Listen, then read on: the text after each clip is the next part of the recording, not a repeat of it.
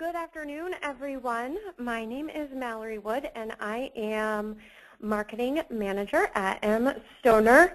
I'm excited to welcome you to today's webinar, Device-iveness, delivering a high-fidelity experience on desktop browsers, tablets, and phones. I'm going to start off with 3 housekeeping items before I introduce our presenter. But while I'm doing that, you should see a quick poll jump up on your screen, and I would love to have you respond to these polls as I'm going through these housekeeping items. Once this one finishes up, you will see another quick poll right after. First of all, today's webinar is being recorded. We think. We are working that out, and so we believe that this is being recorded. And tomorrow, you will all receive an email with a link to view this recording in case you want to review any of the information presented today. You can also share that link with your colleagues if they are unable to attend the webinar. And it looks like most people have voted in our first poll. Let's share those results. My institution has, about 40% of you say that your institution has a mobile site, which is really exciting. And 12% are responding that your institution has a responsive design, which is really wonderful. So it looks like over half of our attendees do have some sort of mobile option. About 35% of you said that your institution has none of the above, which I bet is why you might be here today. So let's get our second poll going, and I will get on to our second housekeeping item. Secondly, I'd like to give a quick plug for mStoner's monthly newsletter, Intelligence. I promise that we keep the mStoner's awesome content to a minimum within that newsletter. The newsletter provides subscribers with the latest thinking on important EDU trends, and if you're interested in signing up, you'll have the opportunity to do that at the end of the webinar. And finally, during this webinar, you can use the chat feature to ask questions. We have saved about 10 minutes at the end for Q&A, and if we don't get to your question during the live webinar, Doug will follow up with an answer on the mStoner blog later this week. You can also tweet questions to the hashtag #PlanForDevices, and I will be active on that hashtag during the webinar, responding and capturing those questions to ask Doug. All right, looks like most of you have voted in our second poll, and let's see the results. How knowledgeable is your team on mobile and responsive design? It looks like we have a good mix here, but most people are falling in the beginner to average as far as knowledge goes. So, all right, great, and thanks for being here, everyone. So without further ado, I'd like to introduce today's presenter, Doug Gapinski. As a strategist at mStoner, Doug helps institutions create websites, print, social media, and mobile projects. Doug has been with mStoner for more than 7 years, and he leads mStoner's mobile and responsive design practice area. He's presented at UCDA Summit, CASE conferences, EDUI, HiveWeb, and EduWeb. During today's session, you can tweet Doug at @TheDougCo, and don't forget to use that hashtag, #PlanForDevices. Doug, I'm going to turn this session over to you. Let's get started with the webinar. All right. Mallory, can you hear me all right? I sure can. Okay, great. All right. Well, thanks everybody for joining us today. You know, Mallory did a great job of introducing me. That's my mugshot, just so you know that I'm not a disembodied robot giving this webinar. If you want to reach me personally after the webinar, you can reach me via phone on mStoner blog. I will be posting a downloadable version of this as well, like a PDF where you can click on all of the references. And if you have questions for me, you're welcome to tweet at me also. Anything that looks like a link in this document is, so you don't need to sort of write down links or references as we go. I recommend just coming back to the blog tomorrow and downloading the PDF and clicking all of the links in line. So that's just an a note for all you note takers. You don't need to take notes. You'll be able to click the links in line. This really is not meant to be an infomercial. For that reason, I'm just starting with the disclaimer of most of what you'll see in this is meant to highlight what's happening in the industry right now, and it is not work of mStoner. So I just wanted to put that up front so that it wasn't mistaken as us trying to give credit. So I tried to credit everyone where credit is due in line in the slides, but I also just wanted to give you guys that caveat at the beginning. So there's the hashtag again. It's hashtag plan for devices. Mallory will be checking it during the presentation. I'll be checking it afterwards. So please use it, and we'll get back to you. It's a little agenda for the presentation today. The first item we'll discuss is the need for high fidelity on a variety of devices. We'll talk a little bit about where the industry is right now with development for devices, with a bit of a skew towards .edu, since that's our primary audience here at mStoner. Section 3 is called Design is Not Enough, and that's where we talk about adapting practices and adapting how we're thinking about the web for a future-friendly web for devices. And then the fourth section will be questions and answers. So time to communicate any questions you have, and hopefully I'll know the answers. And if not, I'll follow up. So let's start in with this idea of the need for delivering high fidelity. I always like to start with the strategic level of what we're trying to accomplish. And to me, responsive and mobile are about these three things. It's about delivering content wherever, whenever, and on whatever device an audience is on. So it's really about that idea of access or granting access to content and information. It's also sort of a smaller part of a very big idea called ubiquitous computing, and this is one of the reasons why I get so excited when I think about responsive or mobile in general. This isn't the future. This is where we are right now. We have devices that we can use for arts and entertainment, for reading books. We use our devices to get access to our financial information, to trade and purchase stocks. The lower left of this screen shows you Laundry View, which is a custom app that many colleges deploy that allows students to check which washers and dryers in specific buildings are available at any given time. And then the last one is just classroom learning tools like the web team at Purdue is developing. So it's really responsive and mobile are really an arm of ubiquitous computing, this idea that computing is pervasive and that it can be used to augment the experience that our audiences have as they go about their day. Leading with a couple of quotes of guys that I've interviewed to better inform our audiences about what's happening right now. I have a couple of blog posts live at mstonerblog.com that you can read that are essentially long-form interviews with Brett Pollack and Eric Runyon about how they deployed responsive design for their institutions. And I love this quote from Brett Pollack. It says, if you look at the primary demographic for college and university websites and applications, current and prospective students, this is the millennial generation. They have a deep connection with mobile devices, and it's second nature to know. Eric Runyon, from Managing Director of Interactive for Notre Dame, has another great quote that sort of views responsive design or mobile development through the lens of accessibility. At Notre Dame, we have a long history of trying to make things accessible.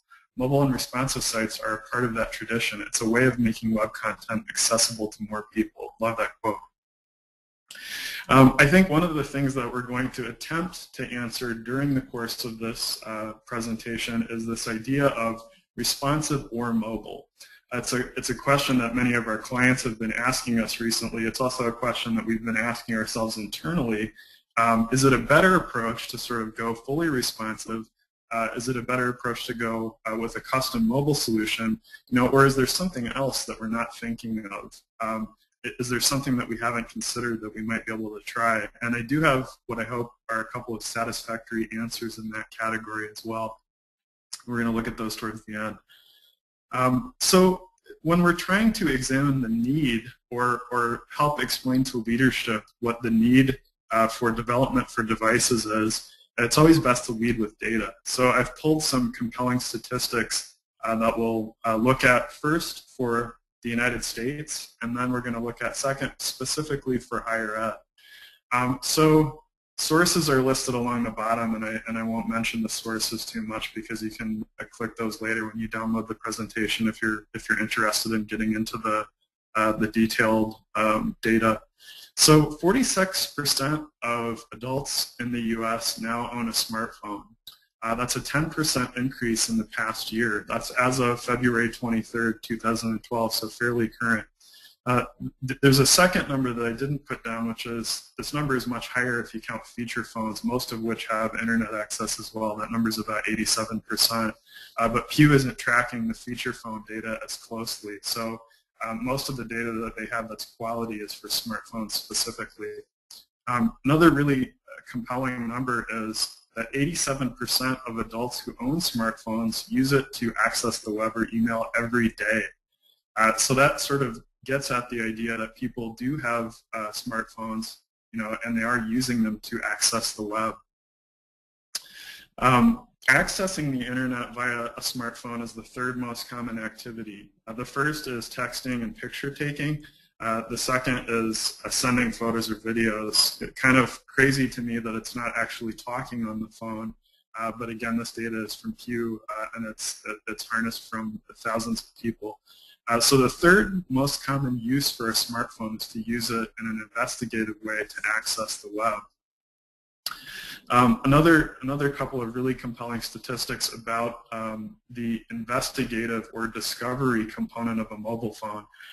In 2010, 26% of smartphone users used their smartphone to find information about the 2010 midterm election.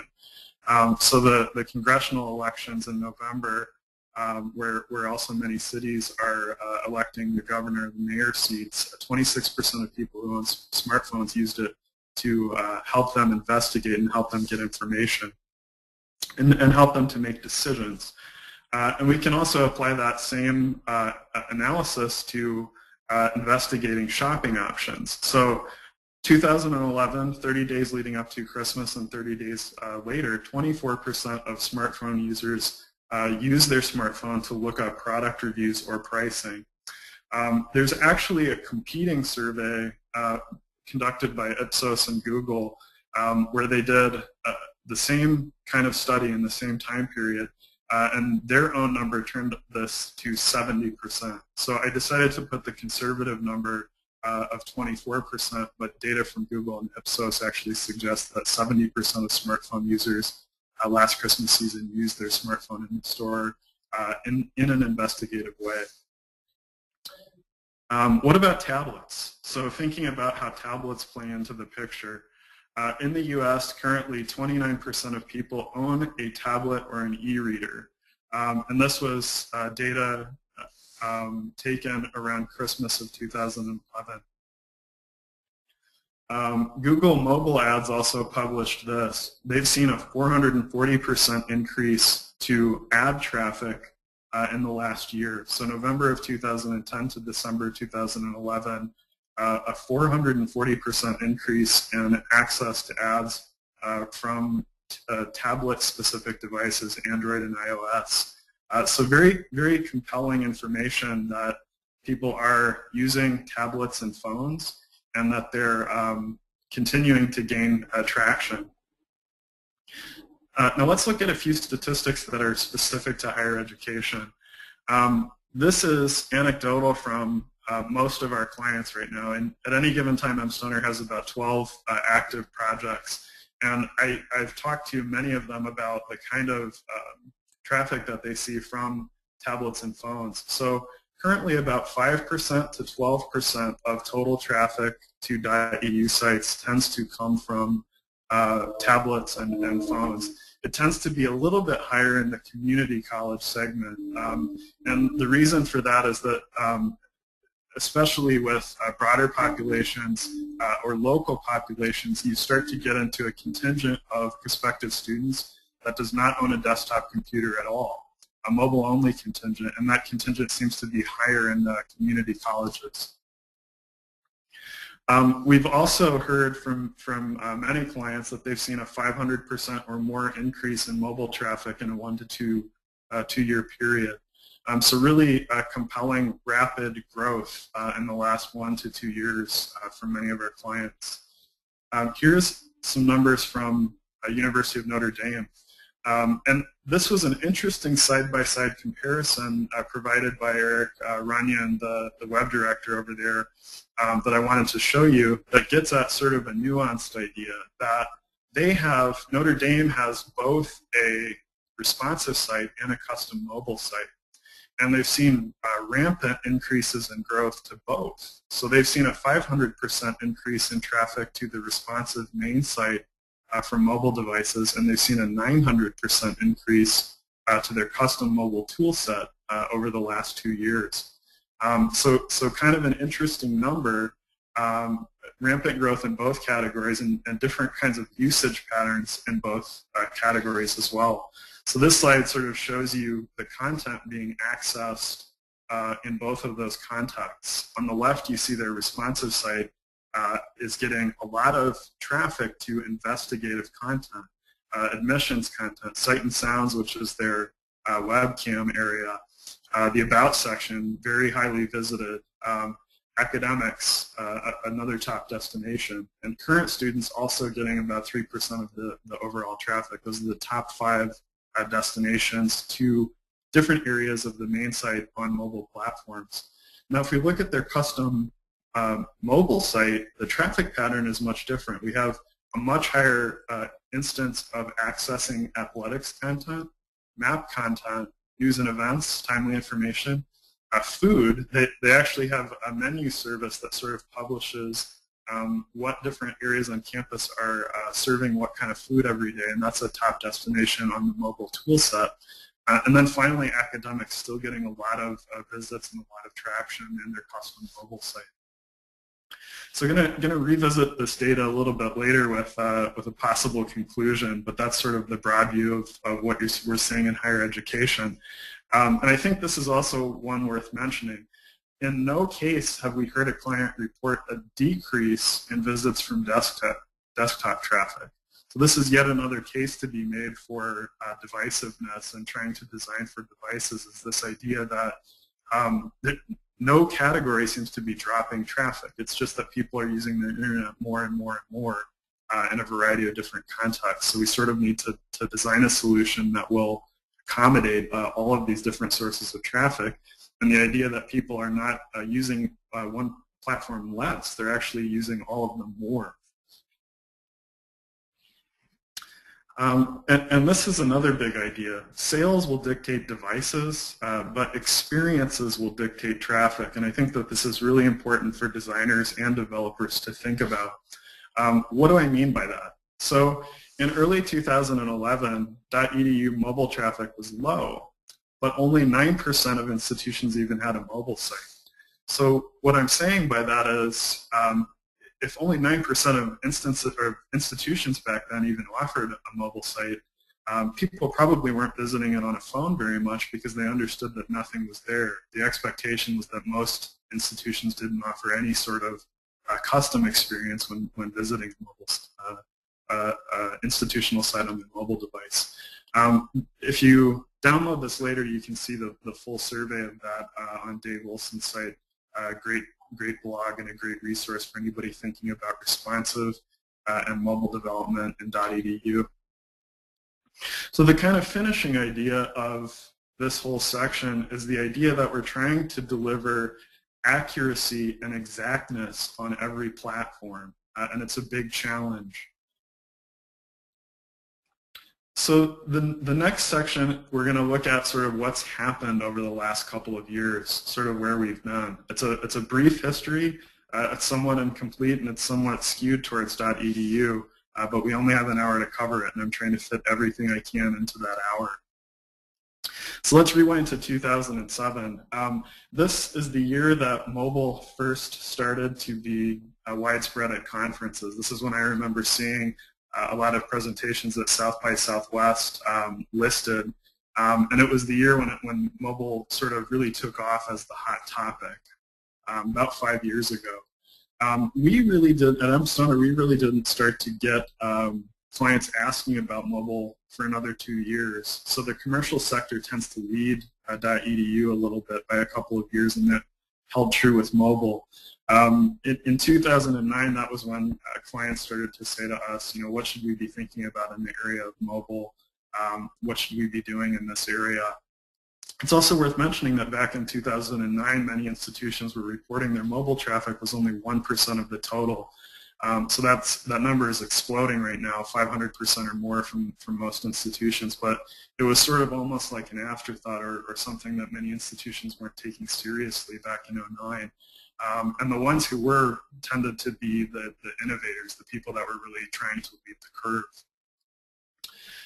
And then, early 2009, the trend was app development. Instead of doing mobile sites, people were deploying applications for iOS and the Apple Store, and also Android applications. You had to develop for both back then. And this was an early app that's still out there and is actually worth checking out. That's a free download. You can go to iTunes Store, the Android Store, and download Duke University's app and sort of check out how they were early adopters and sort of created a model that's very nice, provides some utility, provides some investigative content.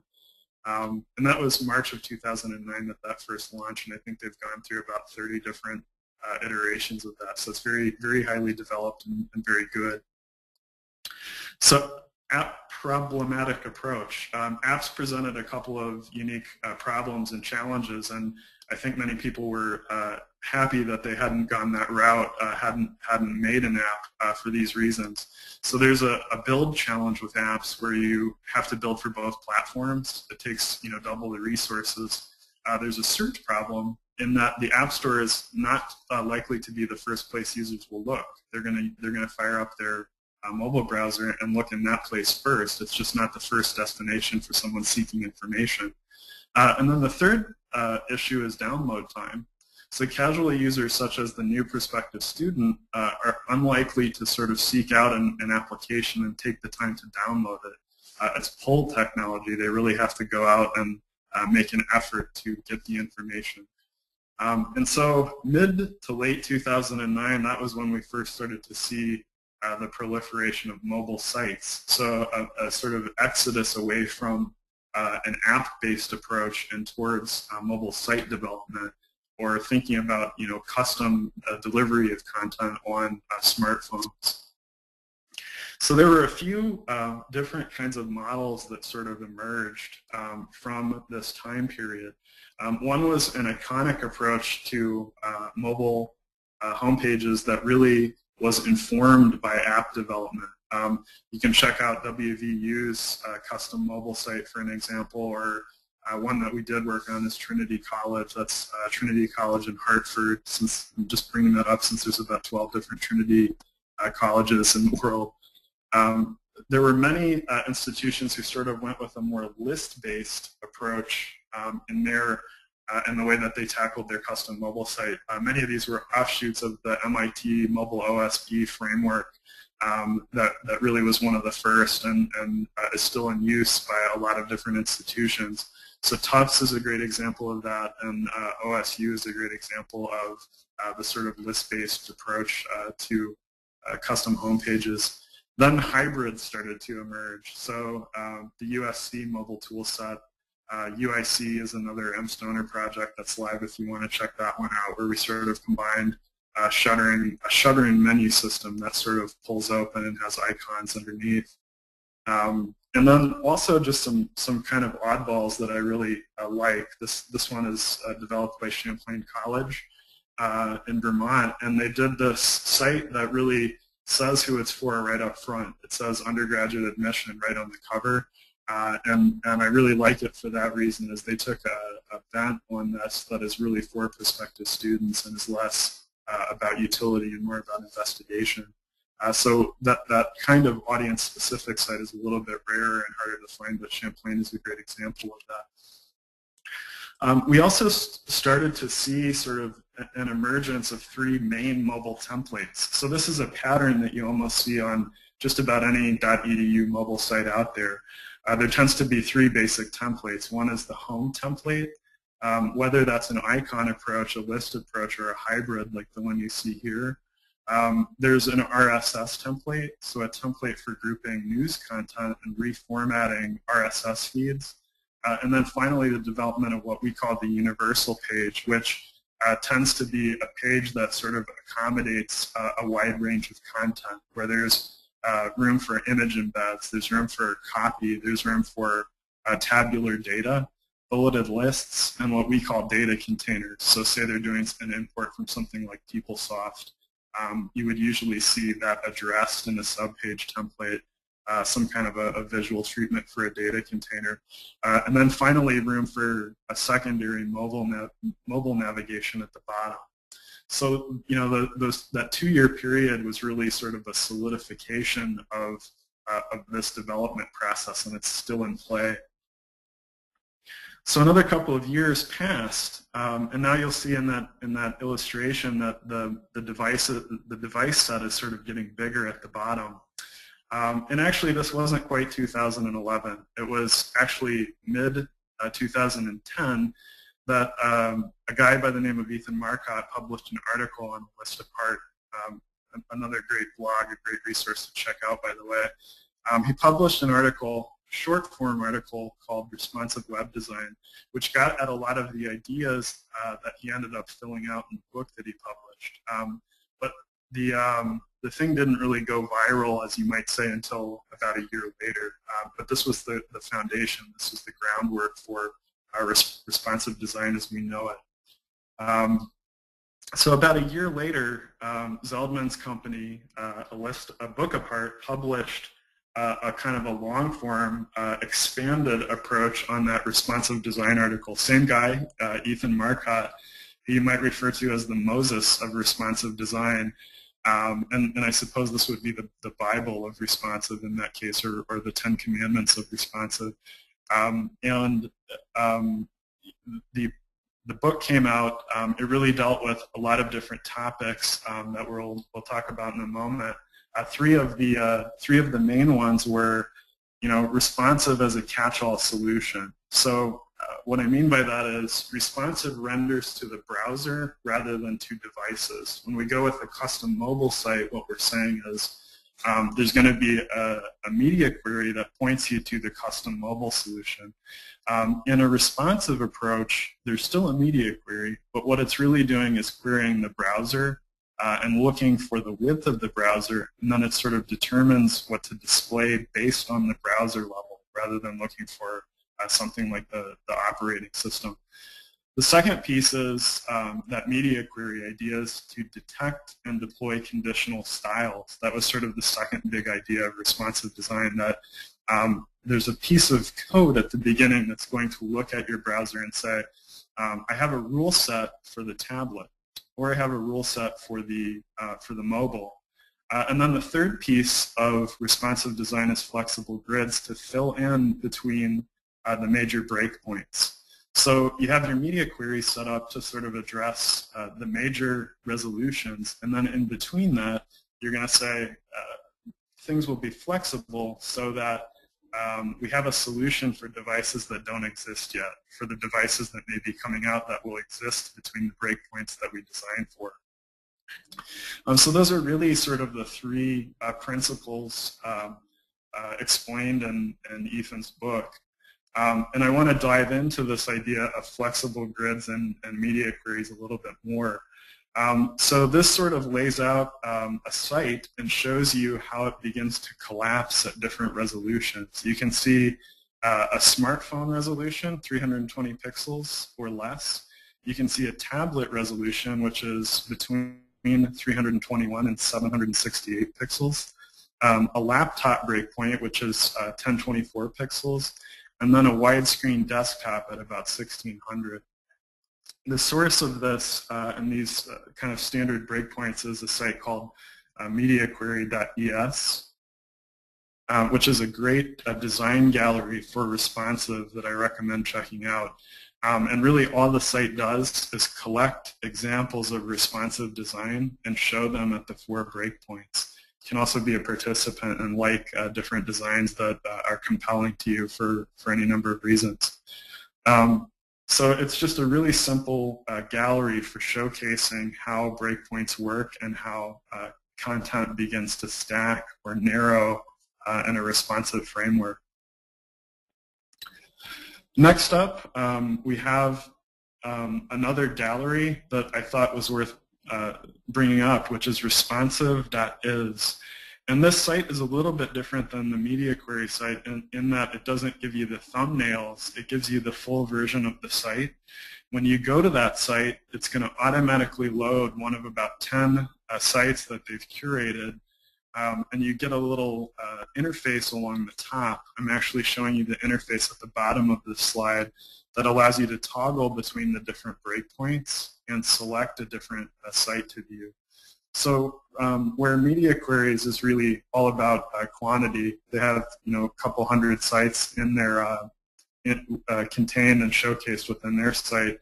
Responsive.is is really more about quality. They only have about 10 sites, but they're all stellar examples of responsive design.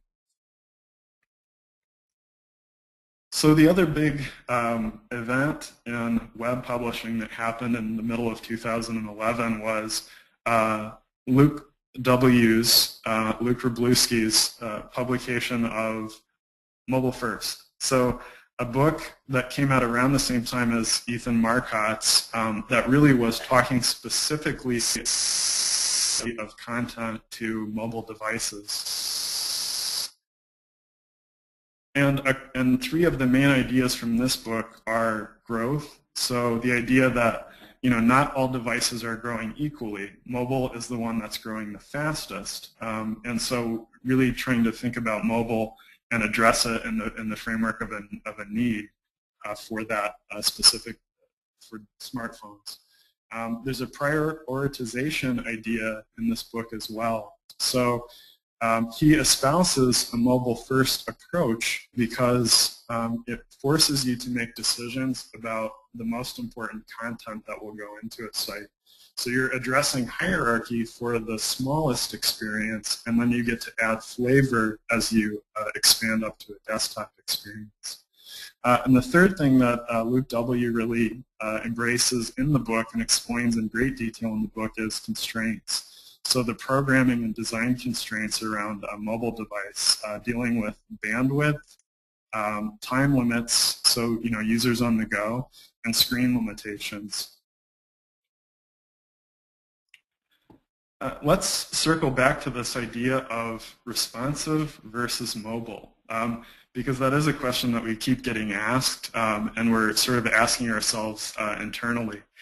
People want to know who the winner is, and people want to know which approach is going to emerge the winner. And the idea behind this is that if it has to be one, responsive most definitely wins. It renders to the browser and not to the device, so you're covering the most bases. It's a catch-all solution, and it really is going to cover you for the next few years. But there is a dark side to responsive. Hopefully there's a few Pink Floyd fans in the audience that recognize this image. If not, I just showed my age. We had a question from one of our attendees, a guy by the name of Gordon Wright, who in advance of the webinar asked the question, aren't there any downsides to responsive? And the answer is yes. So to me, the first one is a difference in use and growth in both. So I go back to that Notre Dame data, and I say to myself, the responsive site is growing. It's not growing at the same speed as the mobile site, and I try to ask myself why that is. And I think that the difference in use is really about how people use the kind of, what people want when they're using a smartphone. So to me, part of why the custom mobile site is seeing a bigger increase in traffic is that it's doing a better job of providing information for users on the go. And you can see again, there's a repeat of the data that I showed earlier where you can see that people are accessing a totally different kind of content in a mobile environment, in the custom mobile environment, than they are on the responsive main site. The responsive main site is much more about admissions content, and the custom mobile site is much more about athletics, maps, news and events, things that somebody who only has 30 seconds really needs to get to. And I think that one of the things that I've arrived at after thinking about this stuff for the last couple of years is there's sort of a divide between most devices and the phone, you know, and that's one of the things about Luke W.'s book that really resonates with me is, you know, there's this divide between bigger experiences on a tablet or on a widescreen or on a laptop versus a smartphone, which is really almost a different beast than those other things. I mean, you can look at the breakpoints in media query site or in the responsive site and say, you know, there seems to be a real divide in that narrowest resolution, the 320, where everything sort of stacks up, and the other devices. Now, a small tablet, the 768 pixel width, is starting to stack elements and is starting to look a little different, but it doesn't really become a different beast until you get into that mobile thing. So to me, I put a little star there because it gets to that idea that, you know, that there's really almost smartphones in every other device. And so I think that the future actually probably looks like both. It probably looks like a responsive design and some sort of a toolkit specifically for mobile. And the next slide that I'm going to show you is one of my all-time favorites. And I hope that if you if you're not going to bother to download this, at least load this example up on your smartphone because it's awesome. This is University of Southern California and how they've come to a solution that I don't think most institutions are using that's really, really smart. And what they've done is they've provided this routing page. So there's a media query when you get to their site on the device, it points you to this mobile version of the USC site. And then it stacks a mobile tool set on top, and it gives you the admissions links on the bottom. If you click into the admissions link, you're going to be delivered to responsive pages for the top level of the USC site. But what they've done here is almost the best of both worlds. It's stacking the mobile tool set for users on the go at the top of the page where a time-starved user is most likely to look. And then for, you know, a prospective student who might be at the park or at a coffee shop thinking about USC as an option, they can scroll down and they can get to that investigative content. And when they click on those links, they're going to be taken into a responsive framework that lets them dive into admissions content or academic program listings and that sort of thing. So to me, USC has created a unique model that really is future forward and future friendly and sort of acknowledges both the importance of responsive design and the importance of utility, mobile utility for users on the go. All right, the third piece of our presentation is looking at resources and new thinking and this idea that design is not enough. So I hope I didn't offend any designers with that. I'm still a designer at heart, even though I'm a strategist in title. And I'm saying that more as it's like the world is not enough. You know, it's about ambition. It's about being more ambitious than just design. And it's about rethinking how we're tackling the web as we try to make everything friendly for devices. To me, there's four must-have components to any web project at all. And these are the things that you don't really skip, even if you do a bad job at them. There's strategy, content, design, and technology. There's also a training piece, but training doesn't always happen. So I think that training is left off the list in this for that reason. Is you hope that there'll be some training for the people that have to own the site. It just doesn't always happen. You know, and so we start with strategy, and I want to point you guys to examples of institutions who have deployed this already, early adopters of responsive. The first is Notre Dame. The second is UC San Diego, also responsive. The third is College of William and Mary.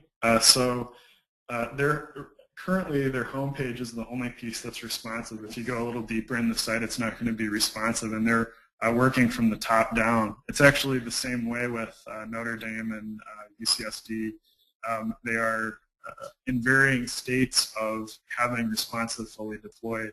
So all three of these places are taking this down to the department level eventually, but it's not necessarily finished for any of the three. But Notre Dame, for example, I think the top couple hundred pages of the site you can see in a responsive approach. UCSD, the same thing. William and Mary, it's just the homepage at this point, but interesting and very user-friendly homepage that gives you a sense of place. Couple of examples from Carleton College that you can take a look at. Carleton's interesting to me because they're deploying responsive on a smaller scale first. So this is an example of how they've deployed a responsive design on the Perelman Museum homepage, and they've done some interesting things with angles that are kind of atypical and have sort of a Guggenheim-esque look. Carleton College arts section is also interesting responsive approach that's worth checking out. Also, on a side note, I have the interviews with Brett Pollack from UCSD and Eric Runyon from Notre Dame live. The Carleton one will probably be published in the next couple of weeks. I'm just looking to connect with those guys and get a couple of additional pieces of information so that we can promote the work that they've done to deploy responsive at Carleton. Another great example to look at is Lancaster University in the UK. This, from a design perspective, this is one of the best in category and definitely worth looking at. They're in the UK, and I don't know anything about the guys that deployed it. I just came across it, and I think it's an interesting and atypical model to check out in responsive. So internally, we are practicing what we preach. We're deploying or live with mobile solutions for many clients. And we're also now breaking into responsive design. So we're finally getting into this category of design and development for several different clients. And I think that, to me, strategy is about preparation for what lies ahead. And you can see from some of the data in the presentation that it really is the next big thing. We have to plan for devices. When we're going into strategy, whether we're saying mobile or responsive, the four questions that we want to ask are: who are the audiences? What do we need them to do? We want to look at analytics and say, what platforms are they coming from? So what browsers are they coming from? And then we want to think about resources. So does a place have the capability to do mobile, responsive, or something else that involves both? Another arm of strategy is about always relating back to the prospective student. And I'm referencing the Mobile Expectations 2012 report from Noel Levitz on this slide that really identifies a vote from prospective students about content that they found most valuable. And that content was academic program listings, cost and scholarship calculators, a calendar of important dates and deadlines, academic program details, application process summary, and online application forms. Strategy also starts with IA, and I think that this is one of the things that sort of changes the least as we look at a responsive or a mobile framework. The information architecture process is still very similar. It's mapping interests by topic, by audience, and by task. Wireframing is a piece that we've had to adjust for mobile and responsive.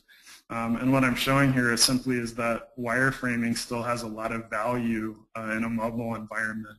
And if you're thinking about diving into this, hopefully that is a piece that you'll continue to sort of use to plan and to draw the contents of the site. Another new thing that sort of factors into the design process is keeping the breakpoints in mind.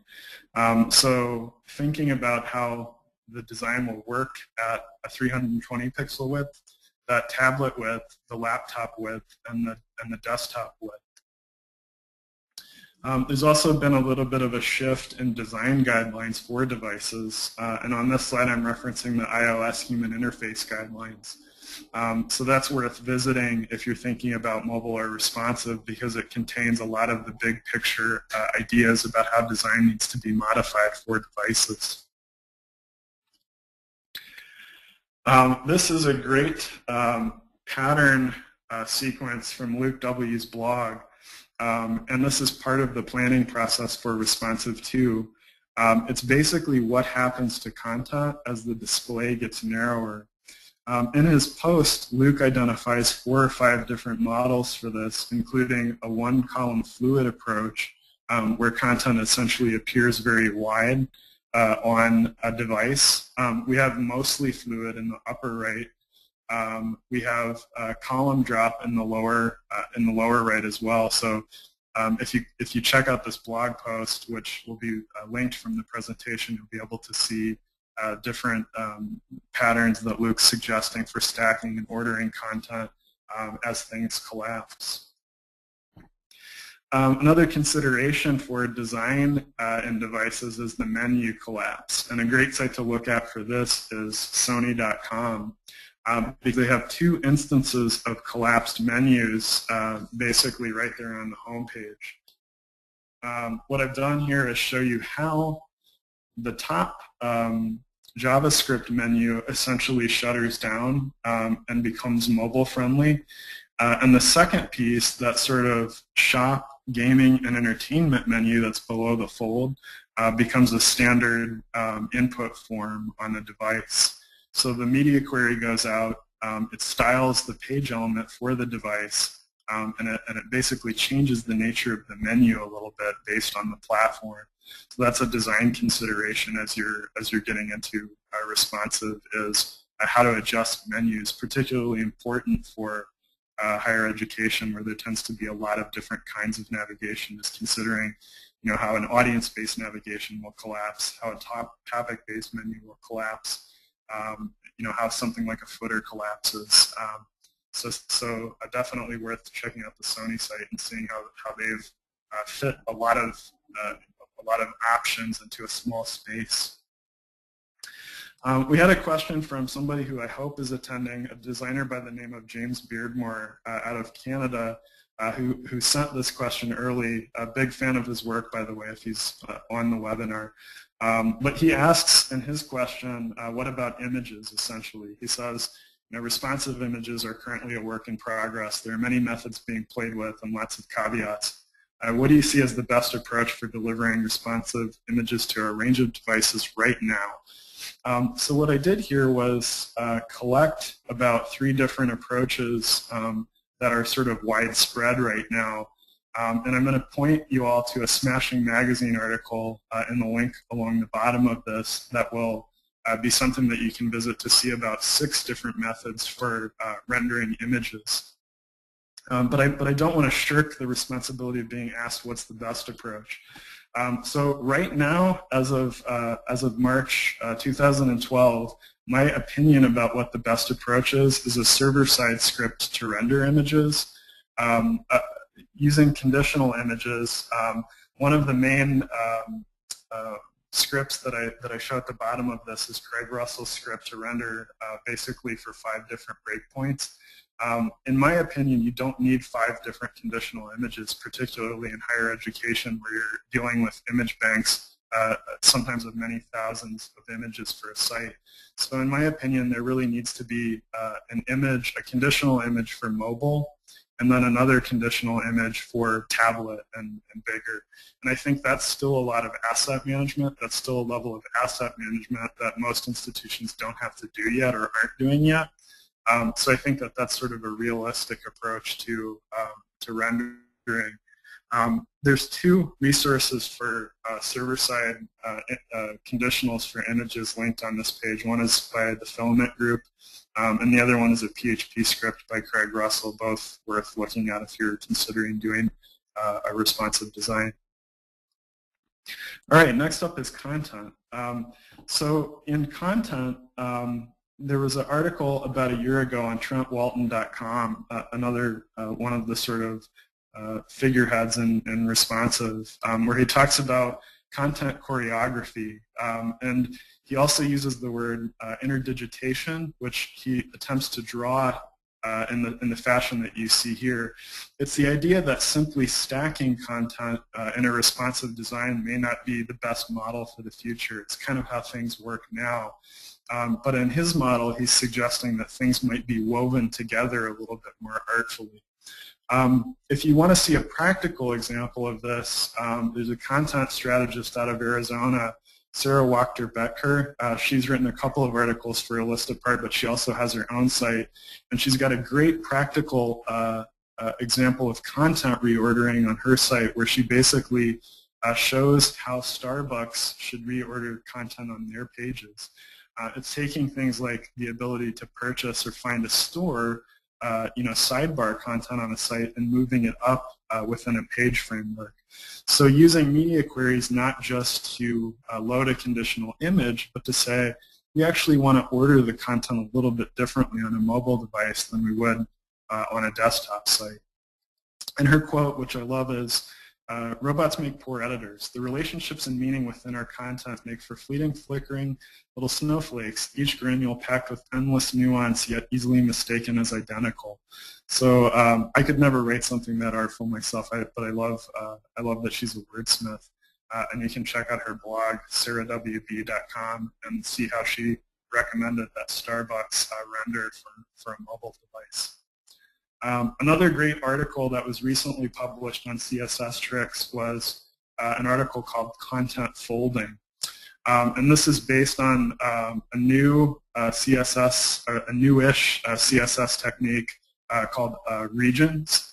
And in this content folding article, if you check it out, what you're going to see is that they're proposing that idea of interdigitation with regards to sidebar content. So this first slide shows you the model for how most responsive sites work, where they're taking the rightmost column and sort of tossing it down below. But in a true content folding environment, we could use CSS regions to take that sidebar content and distribute it throughout the article. So, in a case for higher ed, we don't typically deal with ads, but we are dealing with student profiles or faculty profiles or calls to action in the sidebar. So in an interdigitation approach, we would be able to fold some of that more important content into the body copy and probably make for a better looking mobile page as well. So we have a special cameo here from a couple of the mStoner technology guys, Kevin Zink and Jim Johnson, two guys that are extremely knowledgeable and are going to talk a few examples of mobile and responsive technology. So I'll turn it over to Jim Johnson. Thanks, Doug. So this first slide is the jQuery mobile framework. It's an HTML-based mobile UI library built on top of the popular jQuery and jQuery UI JavaScript libraries. If any of you have ever worked with jQuery, one of its shortcomings is its ability to take advantage of mobile-specific functionality. Things like events such as tap and hold, swipe, and orientation change. Are you guys hearing some audio feedback? Jim, I think it's okay. It sounds a little okay. Loud, but I don't hear any feedback. Okay, I thought maybe it was coming from you, Doug, but maybe you weren't muted. Okay, so basically jQuery mobile fills that gap. It's lightweight and cross-platform, allows you to do some really cool things with UI. A lot of which can be enabled at a base level at least without even requiring that you write any JavaScript. It's markup based, so if you can write HTML, you could take advantage of a lot of the basic functionality. Some of the things that it implements are touch optimized form elements, auto creation of buttons from links, smooth page transitions, and theming, which is kind of the next slide, I think. So there's a tool available on the jQuery mobile site called Theme Roller. which you can see a screenshot of here. It's a browser-based design tool that allows you to build custom themes. It allows you to define color sets and swatches, font properties, form styles, drop shadows, icon styles, things like that. And when you complete each of these swatches, you're able to download both a compressed and uncompressed version of CSS files that can then be used with your jQuery mobile site as is or as the basis for further development. There's also a number of prototyping tools that you can find on the site. One of them is Codiga that I've used. It's kind of a drag and drop prototyping tool which you can then combine with the themes that you create here with Theme Roller. So one of the examples that we came across is the Stanford mobile site. It uses the jQuery mobile framework. There's a link there if you want to take a look at it. I highly recommend it. But it's a good example of some of the things you can do with jQuery mobile. Some things to note on the site are the inline kind of as you type filtering on events and the athletic scores pages, the directory search, and the page transitions used throughout the site. And I think most notably is the fact that most of the site is actually just a single page manipulated within jQuery mobile. So in order to make the user experience as seamless as possible on mobile devices, jQuery mobile uses Ajax to load linked pages by default. So rather than a link opening up to a new window, you click on a link and the link is intercepted by jQuery mobile and it's injected into the page via Ajax. Now that can be overridden if you need to, but it makes for a much smoother mobile experience. I think. Thanks, Jim. Yep, there you go, Kevin. So what I'm going to do is talk about a couple of different frameworks or boilerplates that have become available with responsive design. And there are a few that are garnering some notice in terms of usefulness and usability. One of these is called Skeleton. And this uses a 12-column flexible layout system. This seems to be the emerging standard and allows for enough flexibility for variable layouts to account for different display sizes that you might use. It's a collection of CSS foundations and some supporting script files that enable your developers to quickly create a base structure that can help format sites for displays of varying sizes. A second boilerplate is called Foundation, and this is similar to Skeleton. It's got basic form support, validation, modal windows, the same standard grid type layouts Skeleton has as well. Each of these systems are designed to help the rapid development. Skeleton's a bit more limited in scope, but it includes pieces directly targeted for WordPress. Foundation has a few existing pieces that Skeleton doesn't have that are meant to be a little bit more plug and play. So it contains sliders that will change sizes for different galleries and slideshows that you might want to have on your large version display as well as your mobile display. Either of these options allow you to build on the supporting modules that they have. They've both got font handling, forms, buttons, image resizing that's built into these. And all of this is based on the actual browser display. And this kind of brings up one of the emerging issues, is that a lot of the responsive designs right now are based on the resolution that is currently being displayed within the browser.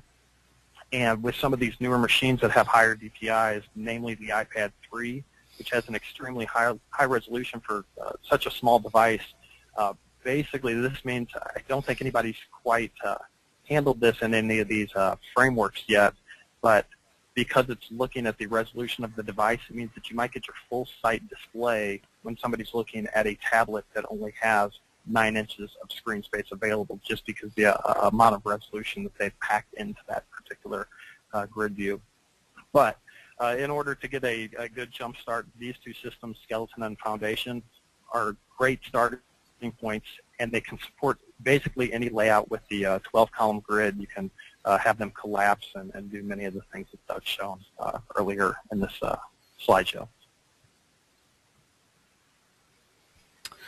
So this is GridPack. It's a browser-based responsive grid layout tool that uses a WYSIWYG editor which allows you to define the different aspects of your responsive grid. These are the flexible grids that Doug was referring to earlier on in his presentation. So some of the aspects you can control: breakpoints, number of columns, the column padding, column width, and it's meant to be used as kind of a quick and easy way of creating a starting point for a responsive project. Once you finish setting up your grid, it generates a set of responsive code. Then you can download directly from this tool, and it's got little placeholders, and it's just a great way to get started on a responsive project. All right, that basically concludes the presentation. Can you guys hear me again? Hopefully. Yep. Okay, great. I muted myself for the cameos. And thanks by the way, guys, for doing that and pulling those great samples together. So go forth and be divisive. We're over time. I imagine that people are sort of dropping off the call for other commitments. If people want to stay for a few more minutes, we can field questions for about another 5 minutes. But I also want to invite you to post the questions on mStoner blog later today, or use the hashtag Plan for Devices, or contact me on Twitter. So I'm going to exit out of the presentation so that I can see questions from Mallory, and we'll do about another 5 minutes before we wrap up. Great. Thank you so much, Doug. I think you just dropped a lot of amazing mobile knowledge on us, and I'm not quite sure how you packed all of that into an hour. Just so you know, the back channel loved your Pink Floyd reference, so well done on that. A few attendees have asked about getting the slides or recording after the webinar, and yes, both will be available on mstonerblog.com and eduniverse.org this week. Doug is planning to post these slides later today on the blog, and the recording will be available tomorrow or Thursday.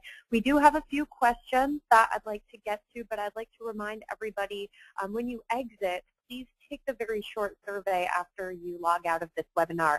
We plan to offer free webinars on a range of topics on a monthly basis, and in the survey you have the opportunity to suggest ideas for future webinars, and you can also select to receive email notifications when we schedule those future webinars. So we do have a few questions, and we will spend the next 5 minutes if folks are going to hang on the line to hear answers to those questions. But as Doug said, you can always go to mstonerblog.com and ask more questions if you have some after this webinar finishes. So our first question comes from Julie Saxton, and she wants to know what prospective high school students are looking for in a mobile site. Inquiry forms, applications, or are there other things? Doug, you talked a lot about prospective college students, but what about those prospective high school students? You know, this may be the answer to a couple of questions. I don't know the answer to that, but you know, I think that what we go on for the most part is the research of Noah Levitz and some of the other you know, kind of giants that look at the college age demographic. I backed out to this slide for prospective high school students. I'm going to have to look around for that because I don't know off the top of my head if that research is around for, you know, I'm assuming that this is a sort of a private school situation where someone wants more information about search and applicant information for that segment. I don't know. I'll look for it though. So I'll get your follow-up information or your email from Mallory, and we'll go from there. Cool. Our next question comes from Nick Denardis, and he asks, responsive design sounds like the holy grail, but what frustrations have you seen from users who may actually want the full version of the website on a small screen?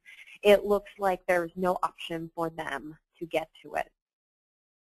Yeah, I mean, I think there's two questions folded in there. One is, what's the best practice for getting to the full site? Most most institutions will put a link along the bottom of the mobile site that says access to full site.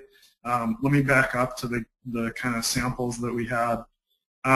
But I think that the second part of Nick's question was essentially what are the downsides of responsive, and I think, let me just get to the sample I was thinking of. So it's kind of making sure that you have a full site button on every page for people that want to back out and get to a more robust experience. But again, the dark side of responsive to me is really about this idea that there's kind of a sameness to the way that sites look until you get to that narrowest resolution.